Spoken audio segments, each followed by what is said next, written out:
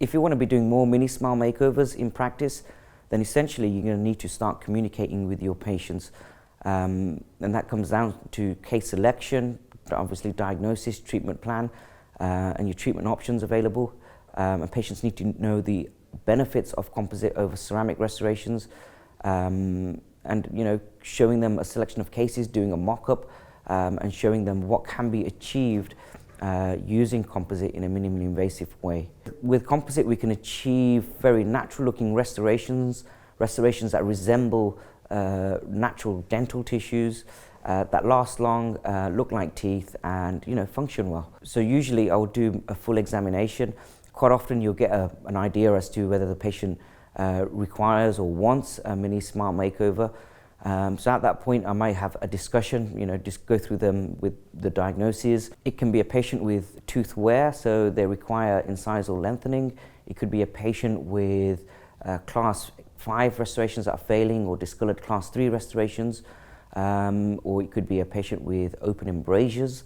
So it's really important, if patients don't highlight it, that you could also bring it to their attention that their smile could be improved in a minimally invasive way using composite resin as opposed to traditional ceramic restorations. If patients don't bring it up themselves that they want to improve their smile, and I bring it up, quite often they may just close the conversation, but quite often they may bring it back up either 6 months, a couple of years down the line and say, I remember when you said this and I'm ready to go ahead and improve my smile. Some patients following a mock-up will instantly say, yeah, I've been looking for that smile for a long time and I'm now ready to execute with that.